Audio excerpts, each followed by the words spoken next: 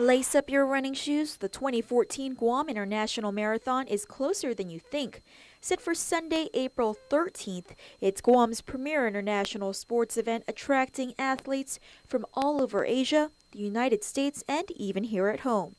But before you hit the pavement, GIM race advisor Fred Schumann offers some helpful tips. First thing that I would recommend is that runners sign up early and make a commitment early and start training right away, because the amount of training that you put in really will correspond to how you're going to do in the results.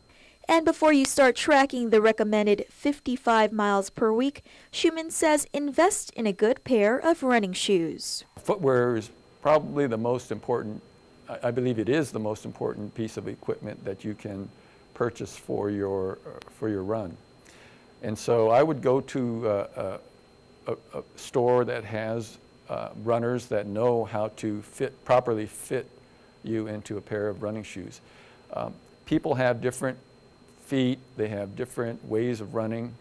There are generally three different types of shoes. There are cushion shoes, there are motion control shoes, and there are stability shoes. Now you're signed up and laced up, it's time to train. And I've always stressed the importance of putting in the distance, especially for the longer races.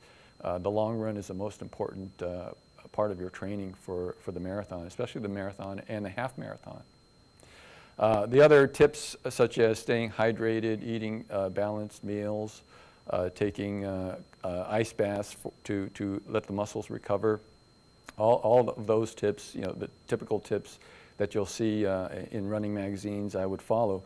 Overall, what's the best training? Schumann says listen to your body. It's up to the individual. There are some people that respond well to high mileage, doing a lot of slow, easy miles. There are some people that like to do higher intensity runs.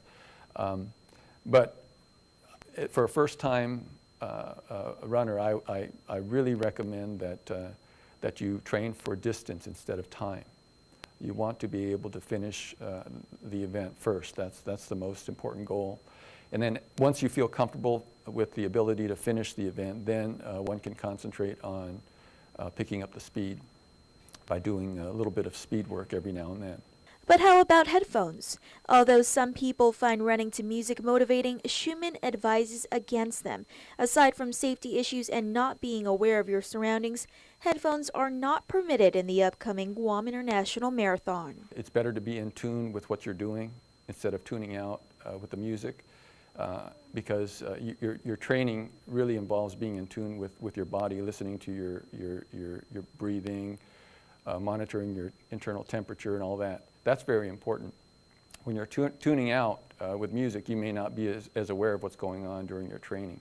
To register online, visit GuamInternationalMarathon.com or visit the Pacific Islands Club. Registration is open until April 8th, but the price goes up after March 14th. For more helpful running tips, visit the Coach's Corner on the Guam International Marathon website.